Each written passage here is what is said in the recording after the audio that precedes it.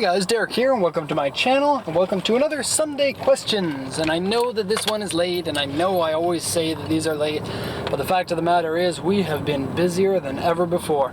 And I say that as if it's a good thing, and it is an extremely good thing that we're busy, because it shows that our business model is successful, and it shows that people want to buy from us, and it shows that people trust us, and I really, really like that. But there is downsides to this, and we have been under, myself, have been under a lot of stress recently. So it's very difficult for me to always come up with these videos, especially right now. This is as difficult as business can get, I think. I'm not exaggerating when I say I work 15 hours every day, Monday through Saturday, and then Sunday I'm busy in my mind, worrying and anxious about things, and so it is a very difficult time for me, and sorry that we aren't getting these videos up regularly. We've got some new staff coming in, and so hopefully that helps. I'm going to go through the questions a little bit fast. I've already recorded this video, but like an idiot, I didn't erase the memory card and ran out of memory on the memory card, and then now I have to re-record it. And that's why it's dark here, and that's why I got my interior light on, so you can actually see this. And this camera doesn't do very well with darkness, and I was feeling a little bit lazy, and so I didn't set it to single focus. And so the focus on the camera might try searching for my face, because it doesn't... when it's dark, it can't focus very well, as with all cameras. And so, right now, it's mostly going to be audio. If you really want to take a look at my face and the fact that I didn't gel my hair, and now I kind of look stupid, then that's fine. Also, a little bit of a funny note, I do have a bunch of videos that were recorded before I got a haircut, so it's going to look like my hair is growing and then shortening and growing and shortening a lot of times in the next few days, so look out for that. Questions, here we go.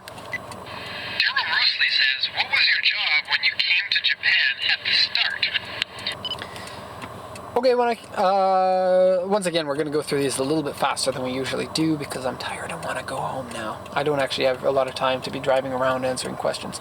Okay, so when I came to Japan, the idea was to start this company. That's why I moved here.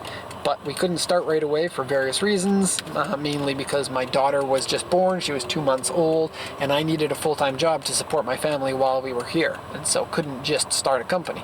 And I don't have a nice luscious trust fund to help me out with starting a company, and so we lost money for the first few years. I think 3 years we lost money, even though I wasn't taking a salary, and then it took us 5 years before I was making enough money to actually pay 100% of our my household needs out of my company. And so now we've been in business for, I think, 7 years or so.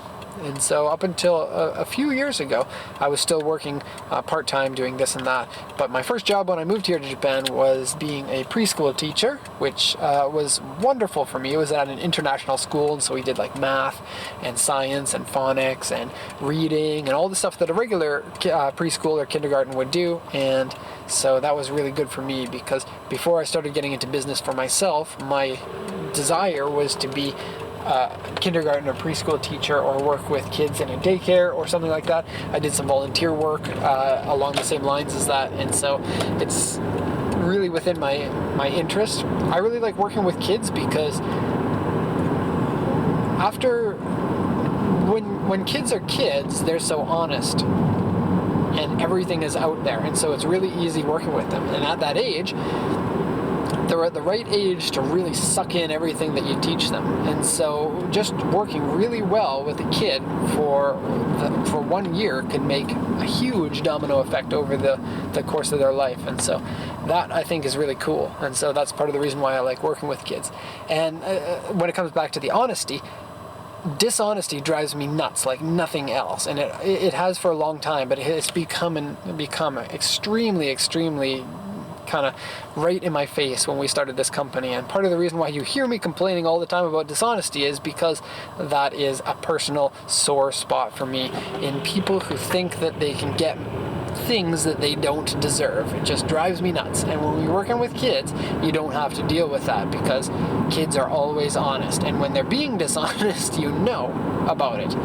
And it just confuses me why there aren't more honest people in the world, because, you know, you look at TV, you look at books, you look at movies, in almost every single media, 99% of media, the stories are of the good people winning and the bad people being the bad guys, and they're shamed.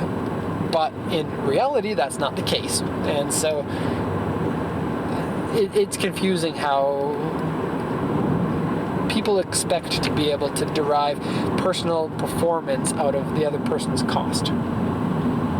So I don't want to sound like I'm just a bitter, angry person. So that's all I'm going to say about that topic there. But if you come and meet me and we have drinks, then you'll probably hear more of it if you want to. And if you don't want to, then I'm going to shut up, because, you know, I don't want to be one of those people that makes everyone feel uncomfortable in my complaints about how everyone is an animal. Ron Carlos says, how much would a decent Mitsubishi Lancer Evo 6 be? One with about 125,000 kilometers. The Evo 6 is the third generation of the Lancer evolution. 1, 2, 3 are the first generation, 4, 5, 6 are the second generation, and 7, 8, 9 are the third, and then the fourth generation doesn't count because it's just a pretend Evo. Except for if you own one, and if you own one, then it's a cooler car than I own. Let's just say that. But a lot of people were disappointed that the Evo was a big step down from the 9 to the 10. It got bigger, it got heavier, it got slower, and so it got more comfortable, which is not what you want in that kind of car, so to say. It wasn't in rally anymore. Anyways, so the Evo 6 is the most expensive of the 4, 5, 6 because it is an awesome car. It looks great, it handles amazingly, it is super fast, the inside is cool because the seats are nice, it comes with Brembo brakes, and everybody loves those. I can't really say anything bad about the Evo 6, except for the fact that they rust big time, and if you're looking for one that's 125,000 kilometers, you have an 80% chance of having some rust that needs to be repaired on there. So keep that in mind, and hopefully go for one with lower mileage. So 125,000 kilometers, you're looking at about 550 to 650,000 yen, and prices go up and down depending on the mileage from there. If I personally were buying an Evo, I would get one with close to around 90,000 kilometers and expect to pay about 750,000 yen for it. That's the one that I would want, considering everything that I know about those cars and how good they are with different mileage. They're fairly reliable. Some people talk about crank walk and stuff like that, but I don't think that that's necessarily a problem. And so, yeah, Evos are great. They are better to drive than they look like they are, and they are a little bit boy racer-ish, but while you're driving them, it just puts a big smile on your face because of the way that they feel when you drive. So I highly recommend those cars. George says, I'm wondering if I bought an Acti, is it possible to get a Mazda Cosmo engine and ship it in the bed of the Acti? It's possible, but it's not something that our company can handle at the moment. First off, when you ship a car by roll-on, roll-off, you can't ship it with anything in the car or in the bed strapped to it or something like that, and so that's not possible. If you shipped it by container, then that's fine to do that. When it comes to us doing that, the reason why we don't do it is for a couple of things. Number one, we don't have facilities to do engine purchasing. We don't have a forklift. We don't have a place to load that in. We don't have the expertise in how to strap it down properly, and so that's not something that I want to get into right at the moment. When it comes to other parts, we don't do that either at the moment, and the reason for that is because we've been so busy with regular sales that we can't branch out into other things, and it is something that I'd like to get into. It's got its own problems, or I won't say problems, but its own difficulties that make it not as lucrative proposition as exporting cars is. And so it's not something that I really want to do in order to profit. I know that there's a big market for it, but I'd rather do it as a service so that we can be one of those companies that can offer a lot of different things so that our customers can come to us for everything that they need instead of go to multiple different companies. And so it is something that we want to get into. It's not something that I want to get into immediately. Mark Brooks says, you often talk about how auction prices increase when cars export to the USA. Does this phenomena exist for vehicles that were always available in the US market? I'm thinking specifically the Honda NSX. The last time I answered this question, I thought that I did a really good job answering it.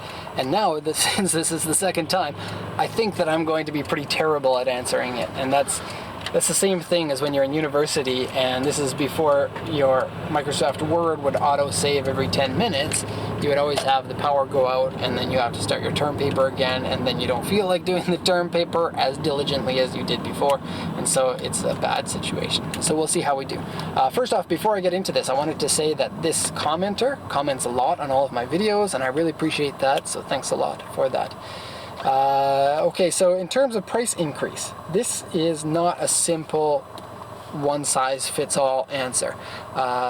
Every car is slightly different in its position in the market and how it gets affected by its eligibility for import into another market.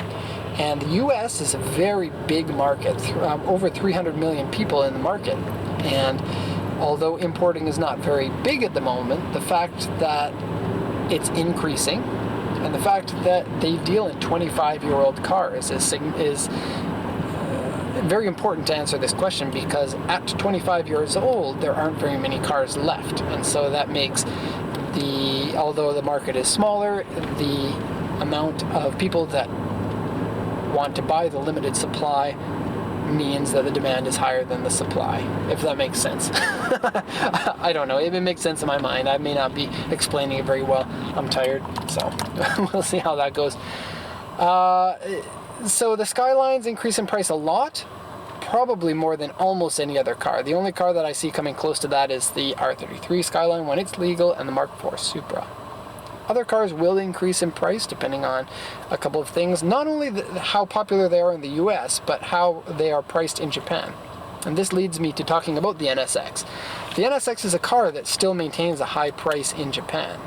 Although it's lower than in the US, it's still kind of in the same category. And so not a lot of people are going to be overpaying for those cars like we see with the R32 Skyline right now, because they might as well just buy one that's already in the USA, so they can get it faster and they can get one with the left-hand drive instead of right-hand drive. And so I don't really see a lot of people going after the NSX. There will be some. The price may increase, but I don't think it's going to be the same as with the R32 GTR or the Mark IV Supra. And so yes, it is case specific. If you want me to talk about one specific car, then I can give my knowledge on it, but I can't say I'm going to be right about it. The market has a funny way of surprising me every once in a while. I didn't think that we would see 2 times the price of GTRs. I thought the price would go up. I didn't think that twice the price is exactly what would happen. And I was caught a little bit off guard in the fact that the Japanese market price for the cars went up as well at the same time, even for the ones that are not importable. That's something I didn't predict.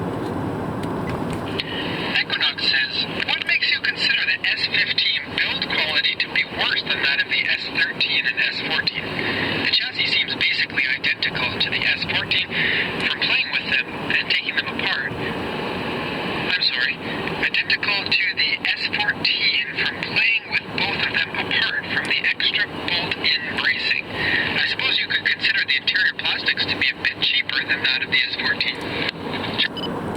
Okay, this question is one that I answered really terribly because I was stumbling on my words and I wasn't being very coherent. And so let's hope we do a little bit better this time. Okay, so the S13, 14, and 15 are the 3 generations of the Silvia that get a lot of attention. The S15 was the last one, and then after the S15, 2-door rear-wheel drive coupes from Japan, which used to be a huge thing in the 80s, had suddenly become a nothing proposition. The Fairlady went away, the Silvia went away, the NSX went away, the Supra went away, the Skyline kind of went away. I mean, the Skyline GTR changed dramatically, and it was no longer like the V35, which somebody asked me about what I think about them. I've never sold one, so I don't really know that car very well. But they look like basically a Fairlady, which I'm not terribly keen on, but I don't hate it.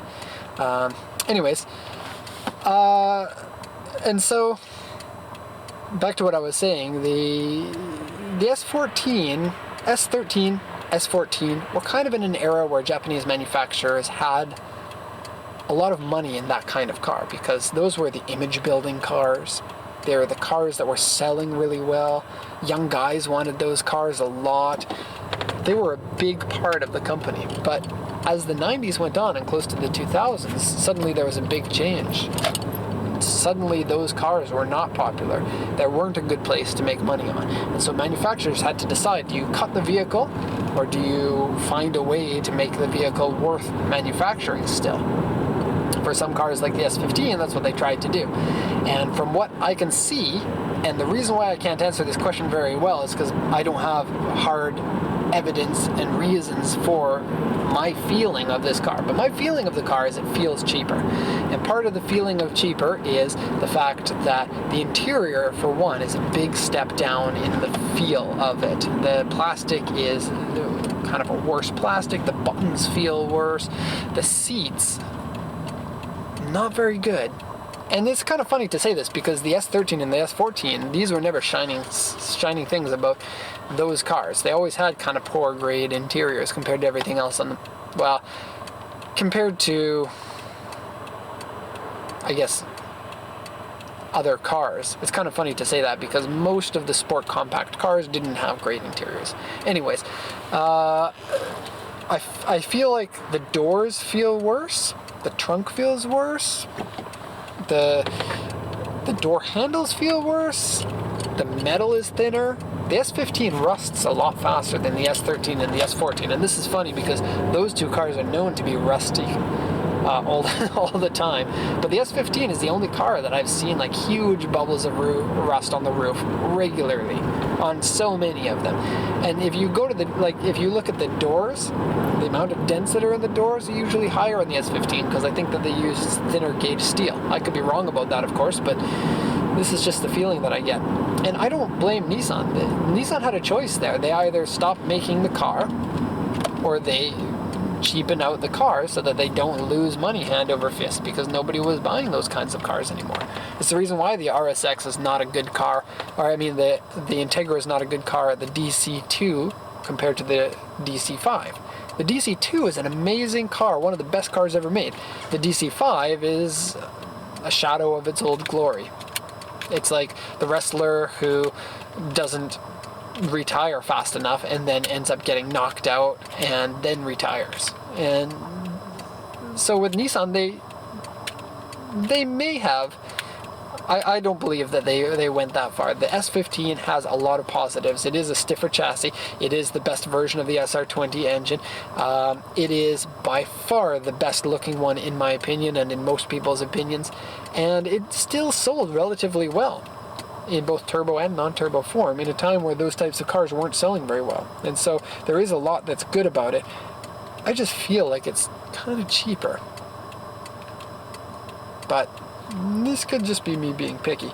If I had somebody else to talk to, then or to bounce ideas off, they would probably disagree with me. And so you can't take everything that I say for face value. This is just my opinion. And so some people won't think the same thing, and that's fair.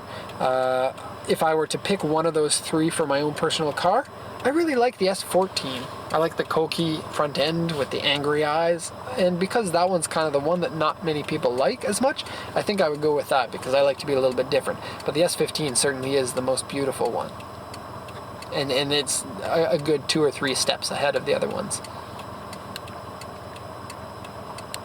Franco says, "Hi Derek, I was wondering what the total cost would be to import a $10,000 car to the west coast of the United States. Just a rough estimate that includes your company deposit, customs broker charge, import tax, shipping cost, etc." Okay, if you're buying a car that's 10 grand, for the US it doesn't matter very much how much you buy the car for because the import tax is really small. The costs are, the cost of the car, 100,000 yen service fee. If the car is over 1 million yen, then there's a slight amount more for the service fee. It's 5% only on the amount that's over 1 million yen. And then there's the shipping, which is roughly about $1,000, but fluctuates with the size of the vehicle and the exchange rate at the time. And then these are the 3 costs that you pay me. Then there's one cost that you pay to the customs broker, and the customs broker cost is roughly $550 plus 2.5% for the import tax. There are some other small fees in there, and this is just a excuse me, a rough estimate. And so, I mean, don't send me an email saying that this is wrong, Derek. It's actually 2.78%, because actually it is. It's like 2.5% with 2 extra port fees that I don't know exactly the amount. So it's like slightly above 2.5% import tax. Once you've paid all of those, you can pick up the car. Then you need to take your car to your DMV and get it registered, and that's about the same cost as doing a used car that's from out of state. And so some states have inspections that are mandatory, some states don't. Thanks. Astropapa says, Derek, can you recommend me a 7-passenger SUV that won't break my bank? Astropub is another person that comments a lot, so thanks. 7-passenger SUV is a little bit tricky because most of the SUVs, I mean, SUVs are kind of a new thing. There are older SUVs, but not very many 7-passenger ones. Of course, there is actually only one car that I can recommend in this category, because most 7-passenger SUVs are so new that the cost is expensive. But the one car that I could certainly recommend is a 1998 to 2000 something Land Cruiser Prado. And the Prado is the little brother to the Land Cruiser. So it's slightly smaller and quite a bit less rugged. But the thing with the Land Cruiser is always expensive because it is the car that you could literally take into Mad Max because it's so tough. And for 100% of the owners of the Land Cruiser, that's more than they need. Maybe 99%, but I think it's higher than 99%. The Land Cruiser, the actual Land Cruisers, like especially the 70 is the tough one, the 80, 100, 200 are kind of luxurious, but they're still super tough. The Prado is 8/10 of as tough and has 7 seats, and it won't break the bank if you get the gasoline model, because you can get them for about 300 to 500,000 yen. The diesel ones are 1 million yen.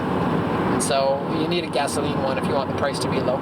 That's really the only car that plays in that market. And so they are good. The interior lasts long. They're not super comfortable. The seats are a little bit weird. And the back seats, like the third row, are kind of ghetto seats, but they've got 7 passengers in them. I was considering one, even though I went with a minivan. I was considering one of those. They were just a little bit too expensive. I ended up spending only 178,000 yen on my van, and then probably about 4,000 yen on fixing it up and getting it through registration and whatnot, which we're doing this week, and that's why I'm still in the Legacy. So, Land Cruiser Prado. Buy one. Make everyone Prado. Sorry. Thanks. Doug Fujiwara says, I was kind of worried about driverless cars, but what about the manual transmission? I have to go back. That joke that I said about the Prado, I didn't say that the first time I recorded this, and so that was right off the cuff. If I actually said it the last time, I probably wouldn't have repeated it in this one, because I'm one of those people who says and does things really stupidly and then regrets them afterwards. And so, anyways, driverless cars I spoke about in one of the last videos. I don't think that they're going to be too much of a problem, but we'll get used to whatever happens. There's not much we can do, and complaining is not going to make things better.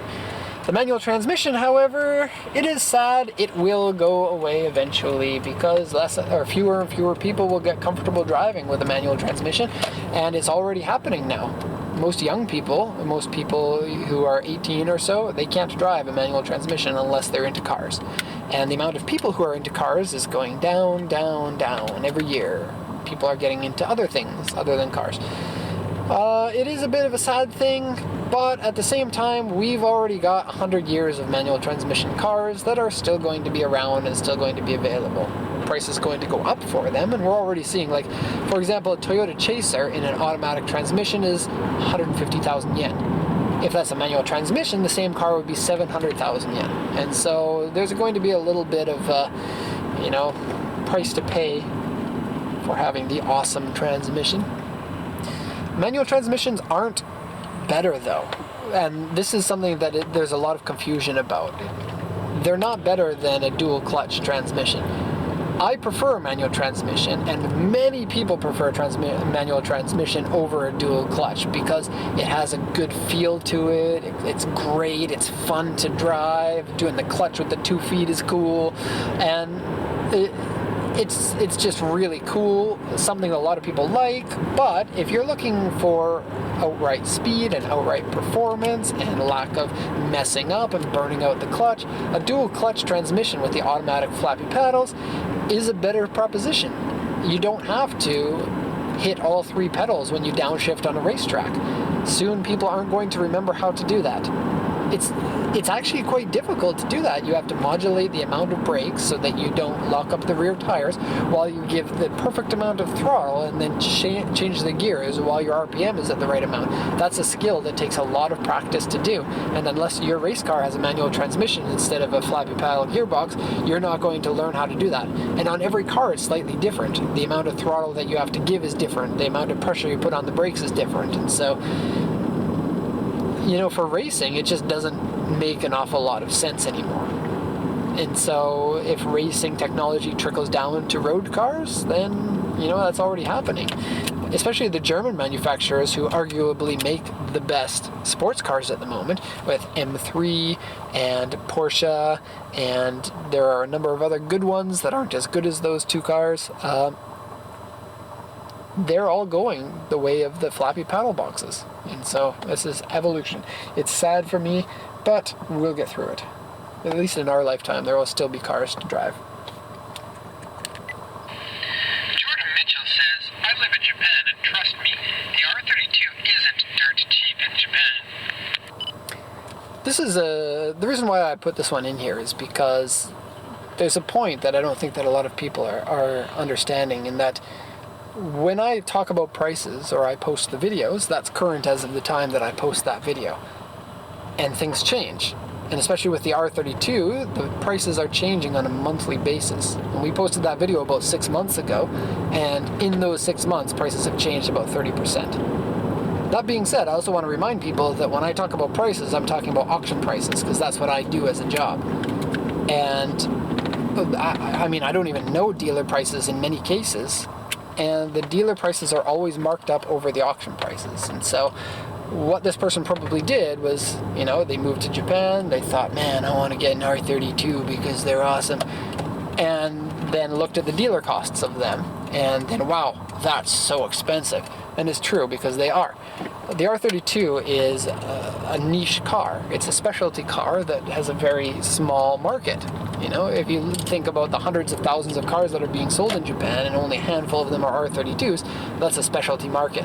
And specialty market vehicles tend to be marked up quite a bit more than any of the other vehicles. And so for your regular box like that one, which is at a dealership I just drove by, will be marked up about $1,000 or $1,500 from the auction cost. But an R32 is $5,000 to $10,000 markup. And so I think that there's a little bit of confusion for this person because of those 2 things. One, the price has gone up since the last time that I talked about that, and secondly, the dealer markup on these cars is quite substantial for the R32s. And so that's the answer to the question. 01FOZS says, do drivers in Japan get road rage like they do here in the USA? Or are they very polite and subdued? This is an interesting question for a couple of different dynamics. Number one, people in Japan are fairly passive-aggressive as opposed to actually aggressive. And so this is the reason why everybody is so polite, because the Japanese way of doing things is to not make a scene, not cause a disturbance, and instead, if you're angry with somebody, you don't rip their head off. Instead, you just be quiet and you take it, and then you don't talk about it and you don't create a public scene. And this works very well for Japan. And that's not the case in most countries outside of Japan. Japan is pretty